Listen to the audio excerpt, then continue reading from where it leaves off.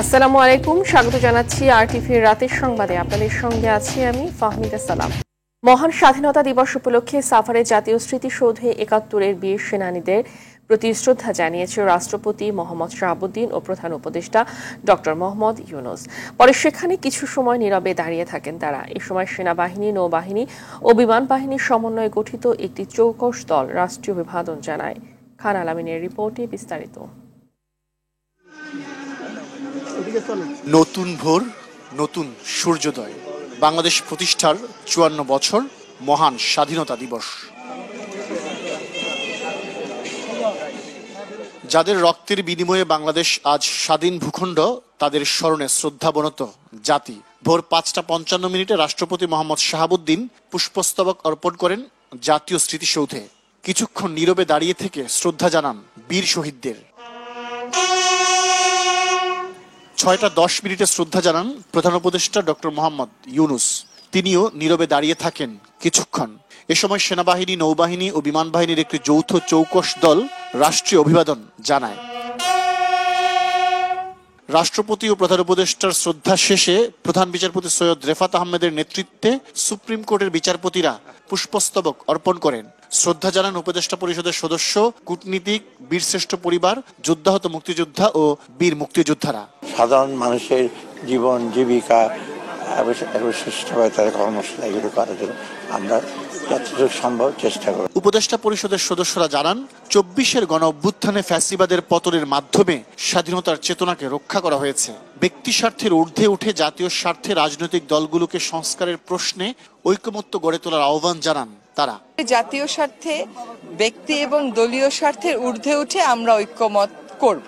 কিন্তু এক একজন মানুষ তো এক একটা বিষয় এক একভাবে দেখে, দৃষ্টিভঙ্গি এক একভাবে আনে। তো সেই দৃষ্টিভঙ্গির যে তফাৎগুলো আছে সেগুলোকে কমিয়ে একটা জায়গায় নিয়ে আসা, সেটা একটু সময় লাগবে, একটা প্রক্রিয়ার ব্যাপার। সেখানে নিশ্চয়ই তারা সবকিছুর ঊর্ধ্বে উঠে জাতীয় স্বার্থকেই প্রাধান্য দেবেন। আমরা একটা স্বাধীনতা অর্জন করেছি, একটি রক্তক্ষয়ী স্বাধীনতা, কিন্তু বিগত ১৬ বছরে ফ্যাসিবাদ এই স্বাধীনতার যে কনসেপ্ট সেটাকে নষ্ট করে দিয়ে গেছে। আমরা মনে করি যে দেশের প্রত্যেকটা নাগরিক যতক্ষণ পর্যন্ত না মনে করবে তিনি স্বাধীন, তার বাক স্বাধীনতা আছে, তার ফ্রিডম অফ এক্সপ্রেশন আছে, ততক্ষণ পর্যন্ত আসলে ভূখণ্ড স্বাধীন হয়ে কোনো লাভ নেই। আমরা মনে করি ২৪ সেই স্বাধীনতাকে রক্ষা করেছে। পরে সর্বস্তরের জনসাধারণের জন্য উন্মুক্ত করে দেয়া হয় জাতীয় স্মৃতিসৌধের আঙিনা। ফ্যাসিবাদ মুক্ত বাংলাদেশে প্রথম স্বাধীনতা দিবস পালন, যে দিবসটি নির্দিষ্ট কোনো গোষ্ঠী কিংবা দলের নয়, আপামর জনসাধারণের প্রতিশ্রুতির দিন। যেদিন পৃথিবীর বুকে জল জল করে উঠেছিল নতুন একটি দেশ, বাংলাদেশ। সাভার জাতীয় স্মৃতিসৌধ থেকে খান আলামিন, আরটিভি। বিনম্র শ্রদ্ধা আর ভালোবাসায় মুক্তিযুদ্ধের বীর শহীদদের স্মরণ করল জাতি।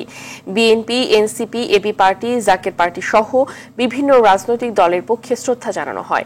বিএনপি স্থায়ী কমিটির সদস্য মির্জা আব্বাস বলেন, দেশের দ্বিতীয় স্বাধীনতা বলে কিছু নেই। আর এনসিপির আহ্বায়ক নাহিদ ইসলাম বলেন, ৭১ ও ২৪ আলাদা কিছু নয়। শাকিবুর রহমানের রিপোর্ট, ছবি তুলেছেন মেহেদি হাসান সুজন। রাষ্ট্রপতি ও প্রধান উপদেষ্টা শ্রদ্ধা নিবেদনের পর জাতীয় স্মৃতিসৌধ প্রাঙ্গণ উন্মুক্ত করে দেয়া হয় সর্বস্তরের জনগণের জন্য। সারিবদ্ধভাবে ফুল নিয়ে জড়ো হয় জনতা। বিভিন্ন ব্যানার, ফেস্টুন নিয়ে জাতীয় স্মৃতিসৌধে শহীদদের প্রতি শ্রদ্ধা জানান রাজনৈতিক দলের নেতারা। সুন্দর আগামীর প্রত্যাশা ছিল সবার মুখে। হতে পারে অনৈক্য, কিন্তু এই অনৈক্যটা যাতে রাষ্ট্রের সংহতিকে নষ্ট না করে, আগামী দিনের সম্ভাবনাকে নষ্ট না করে। আজকের দিনে আমাদের অঙ্গীকার হোক শোষণ মুক্ত, দারিদ্র্য মুক্ত, ক্ষুধা মুক্ত একটি গণতান্ত্রিক রাষ্ট্র ব্যবস্থা প্রতিষ্ঠিত হবে। আজকে আমাদের প্রধান অঙ্গীকার হবে আমরা একটা গণতান্ত্রিক, অসাম্প্রদায়িক, বৈষম্যমুক্ত বাংলাদেশ গড়ে তুলব।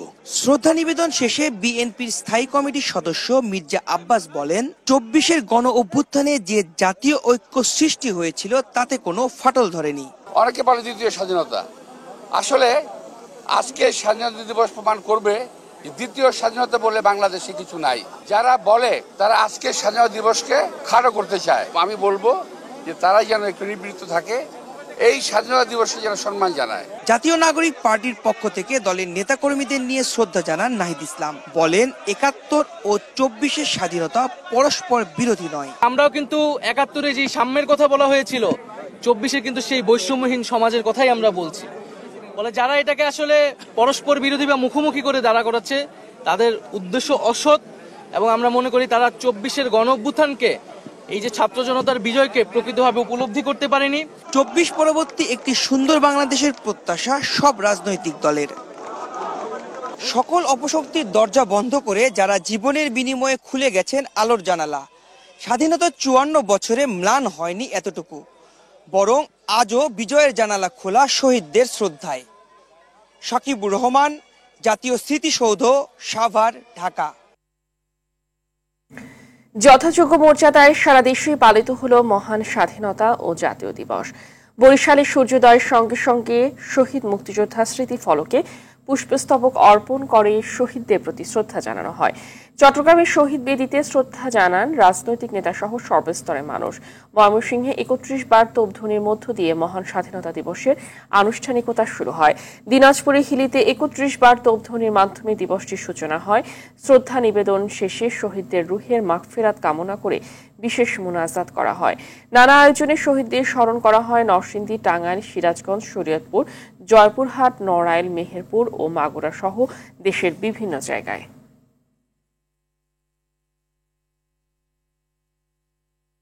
প্রধান উপদেষ্টার বক্তব্যে নির্বাচনী রোডম্যাপ না থাকায় জাতি হতাশ মন্তব্য করেছেন বিএনপি মহাসচিব মির্জা ফখরুল ইসলাম আলমগীর।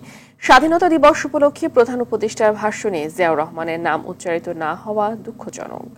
আওয়ামী লীগের মতো মুক্তিযুদ্ধের ইতিহাস বিকৃতি বিএনপি দেখতে চায় না বলেও মন্তব্য করেন মির্জা ফখরুল।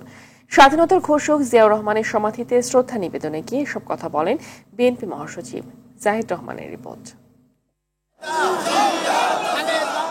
মহান স্বাধীনতা ও জাতীয় দিবসে স্বাধীনতার ঘোষক শহীদ রাষ্ট্রপতি জিয়াউর রহমানের সমাধিতে শ্রদ্ধা নিবেদনে রাজধানী জিয়া উদ্যানে বিএনপি ও সহযোগী সংগঠনের নেতাকর্মীদের ঢল নামে।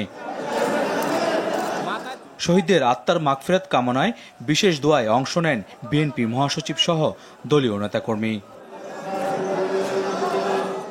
বিএনপি মহাসচিব সকলকে মুক্তিযুদ্ধের ইতিহাস বিকৃত করা থেকে বিরত থাকার আহ্বান জানান। আমি অত্যন্ত হতাশ হয়েছি যে গতকাল প্রধান উপদেষ্টা যে বক্তব্য রেখেছেন, তিনি স্বাধীনতার ঘোষক শহীদ প্রেসিডেন্ট জিয়া রহমান বীর মুক্তিযোদ্ধা বীর উত্তমের নাম একবার উচ্চারণ করেন, অথচ এটাই ছিল ইতিহাস। আমরা আবারও চাই না আওয়ামী লীগ যে ইতিহাস বিকৃত করেছে এখন আবার সেই ইতিহাস বিকৃত হোক। প্রধান উপদেষ্টার ভাষণে নির্বাচন নিয়ে ধোঁয়াশা রয়েছে বলেও মন্তব্য করেন মির্জা ফখরুল। ডিসেম্বর থেকে জুন 6 মাস, সুতরাং এতে কোনো রোড ম্যাপ দেওয়া হয়নি। আমরা বারবার বলে আসছি যে স্পষ্ট রোড ম্যাপ এবং দ্রুত নির্বাচন, তা নাহলে যে সংকটগুলো সৃষ্টি হচ্ছে এই সংকটগুলো কাটবে না। দেশ ও জাতির কল্যাণে দ্রুত নির্বাচন প্রয়োজন বলে দাবি করেন বিএনপি মহাসচিব। বিএনপি ক্ষমতায় যাওয়ার জন্য নির্বাচনের কথা বলছে না। বিএনপি জাতির স্বার্থে, জাতিকে রক্ষা করার স্বার্থে, স্বাধীনতা সংহতিকে রক্ষা করার স্বার্থে বিএনপি নির্বাচনের কথা বলছে। যে কষ্ট ও ত্যাগের বিনিময়ে অর্জিত স্বাধীনতা তা রক্ষায় গণতান্ত্রিক বৈষম্যহীন বাংলাদেশ গড়তে সবাইকে কাজ করার আহ্বান জানান বিএনপি মহাসচিব। পার্লামেন্ট এবং সরকারের কথা। জাহিদ রহমান, RTV, ঢাকা। গণহত্যাকারীদের বিচার ছাড়া নির্বাচনের পরিবেশ তৈরি হবে না বলে মন্তব্য করেছেন জামায়াত ইসলামের সেক্রেটারি জেনারেল অধ্যাপক মিয়া গোলাম পরোয়ার। তিনি বলেন, তাড়াহুড়ো করে যেনতেনভাবে নির্বাচন দিলে ফ্যাসিবাদ ফেরার পথ তৈরি হতে পারে। স্বাধীনতা দিবস উপলক্ষে ঢাকা মহানগর দক্ষিণ জামাত কার্যালয়ে আয়োজিত আলোচনায় তিনি এসব কথা বলেন। দ্বিতীয় স্বাধীনতার পরও ফ্যাসিবাদদের মতো কেউ কেউ স্বাধীনতা ও জামাতকে মুখোমুখি দাঁড় করানোর অপচেষ্টা করছে বলে অভিযোগ করেন পরোয়ার। স্বাধীনতা নিয়ে গলাবাজিকারীদের আয়নায় নিজের চেহারা দেখার পরামর্শ দেন তিনি।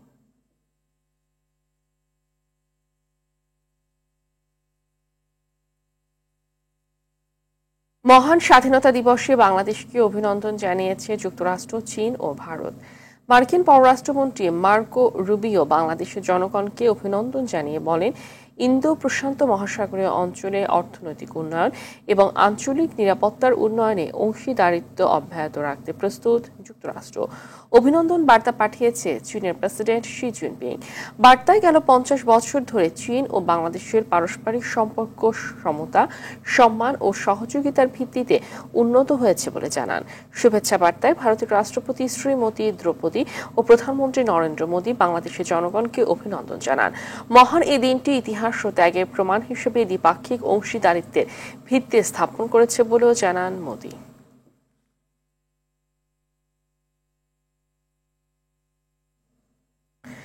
এবার অন্যান্য প্রসঙ্গ। 4 দিনের রাষ্ট্রীয় সফরে চীন পৌঁছেছে অন্তর্বর্তী সরকারের প্রধান উপদেষ্টা অধ্যাপক ডক্টর মোহাম্মদ ইউনূস। চীনে পৌঁছানোর পর তাকে লাল গালিচার সংবর্ধনা দেওয়া হয়। বাংলাদেশ সময় বিকেল 4:15টার দিকে তিনি চীনের হাইনান পৌঁছন। চীনে নিযুক্ত বাংলাদেশের রাষ্ট্রদূত মোহাম্মদ নজরুল ইসলাম এবং হাইনান প্রদেশের ভাইস গভর্নর বিমানবন্দরে তাকে স্বাগত জানান। 28 মার্চ বেইজিংয়ে চীনের প্রেসিডেন্ট শি জিনপিং এর সঙ্গে দ্বিপাক্ষিক বৈঠকে বসবেন ডক্টর ইউনূস। এর আগে আগামীকাল 27 মার্চ প্রধান উপদেষ্টা Boao forum for Asia annual কনফারেন্সের উদ্বোধনী অধিবেশনে ভাষণ দেবেন। ডক্টর ইউনূস 29 মার্চ সকালে পিকিং বিশ্ববিদ্যালয়ে একটি বিশেষ অনুষ্ঠানে যোগ দেবেন এবং সেদিন রাতে বাংলাদেশের উদ্দেশ্যে রওনা দেবেন। বাংলাদেশ ও চীনের মধ্যে দ্বিপক্ষীয় সহযোগিতা আরও জোরদারের পাশাপাশি বেইজিং সফরের মধ্যে 6 থেকে 8টি সমঝোতা স্মারক সই হওয়ার সম্ভাবনা রয়েছে।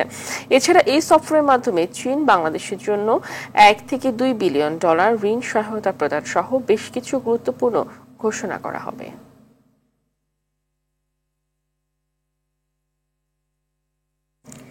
ঈদ সামনে রেখে স্বাধীনতা দিবসের ছুটিতে আগে ভাগে রাজধানী ছেড়েছে বহু মানুষ। সকাল থেকে বাস ও রেল স্টেশনে বাড়তি চাপ।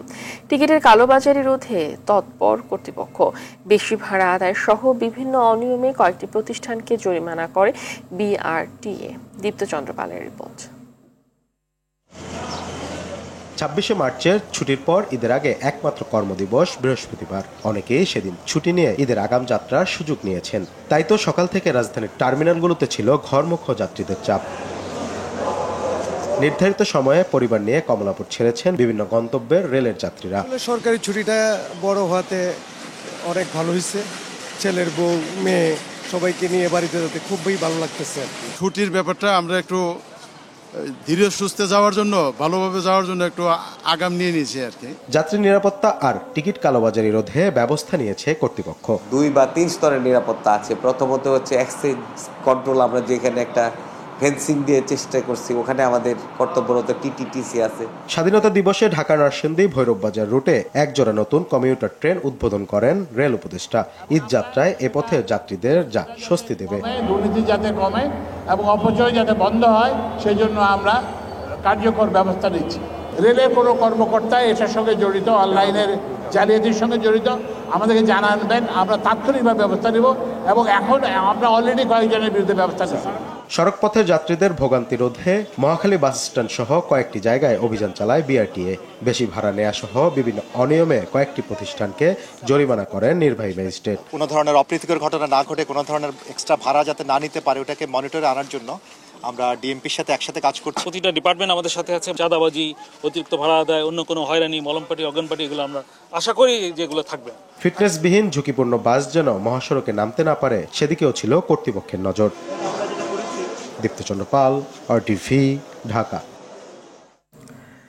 বাসের ভাড়া নির্ধারণে যাত্রীদের কোনো প্রতিনিধিত্ব নেই, ফলে মালিক শ্রমিকরা ভাড়া নির্ধারণ করে। এ কারণেই ভাড়া নির্ধারণে জারি জুরি চলছে বলে মন্তব্য করেছেন বাংলাদেশ যাত্রী কল্যাণ সমিতির মহাসচিব মোজাম্মেল হক চৌধুরী। বিগত সরকারের আমল থেকেই এই নিয়ম চলে আসছে, ফলে যাত্রীরা এক প্রকার তাদের হাতে জিম্মি বলে অভিযোগ করেন তিনি। ডিআরইউতে আয়োজিত এক সংবাদ সম্মেলনে তিনি এসব কথা বলেন। এবারের ঈদ যাত্রায় 20 মার্চ থেকে 31 মার্চ পর্যন্ত সড়ক, রেল, নৌ ও আকাশপথে বিভিন্ন গণপরিবহনে 22,74,90,000 ট্রিপ যাতায়াত হতে পারে। এসব যাত্রীদের ঈদ বকশিশ বা অতিরিক্ত ভাড়া আদায়ের নামে 832,30,00,000 টাকা বাড়তি আদায় চলছে। যাত্রী কল্যাণ সমিতির এক পর্যবেক্ষণে এসব তথ্য উঠে এসেছে বলে জানান তিনি। বিচারকদের নাম ব্যবহার করে মামলা বাণিজ্যের ভয়াবহ প্রমাণ মিলেছে প্রতারক আশরাফুজ্জামান মিনহাজ ওরফে মিনহাজ উদ্দিনের বিরুদ্ধে। পুলিশের অসাধু সদস্যদের দিয়ে বৈষম্য বিরোধী আন্দোলনের মামলায় এক ব্যবসায়ীর নাম যুক্ত করেন এই প্রতারক। পরে টাকা হাতিয়ে নিতে ভুক্তভোগীদের পরিবারকে জানায় বিচারকদের মাধ্যমে জামিনের চেষ্টা করছেন। সংশ্লিষ্ট বিচারকরা এ ধরনের প্রতারক থেকে সতর্ক থাকার পরামর্শ দিয়েছেন। প্রতারকের এক গাড়ি চালক জানায়, মামলায় নিরীহ মানুষকে ফাঁসিয়ে টাকা আদায়ই তার পেশা। আরো জানাচ্ছেন এআর বাদল।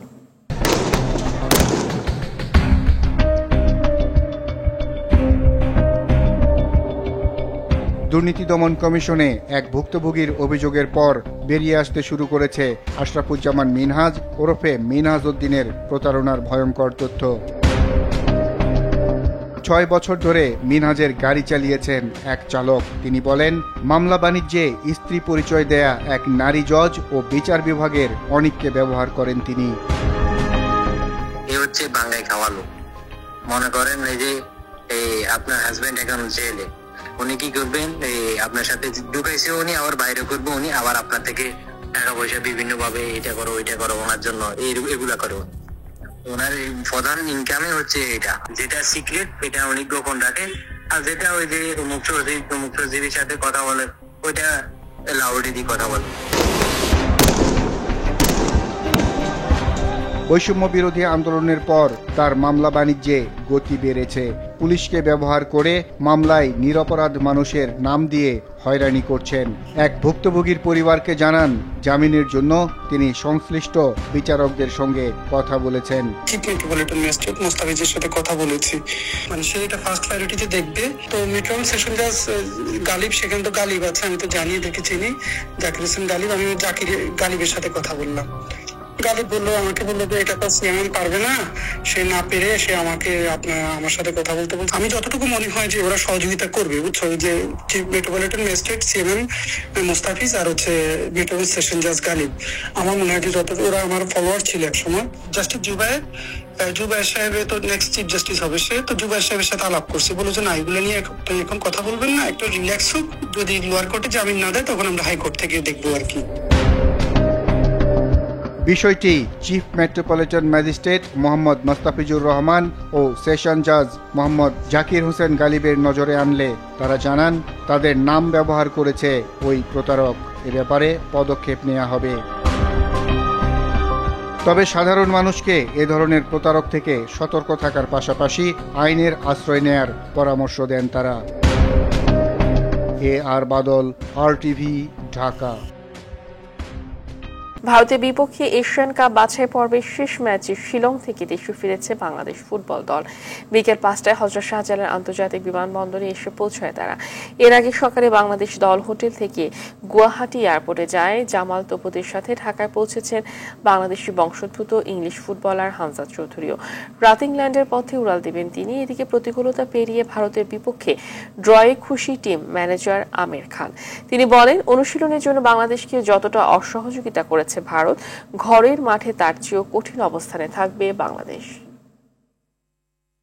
প্রতিকূলতার মধ্যে খেলেও বাংলাদেশ একটা যে আমরা এখন 1 পয়েন্ট নিয়ে আসতে পারছি, 3 পয়েন্ট নিয়ে আসতে পারলে ভালো হতো। এখন যেহেতু অন্যান্য গ্রুপের অন্য যে খেলাটা সেটাও ড্র হয়েছে, আমি মনে করি যে এটা আমাদের জন্য এখনো স্কোপ আছে আমাদেরকে কোয়ালিফাই করা। রাতের সংবাদ এই পর্যন্তই। মধ্যরাতের সংবাদ রাত 1টায় দেখার আমন্ত্রণ রইল। ধন্যবাদ সবাইকে।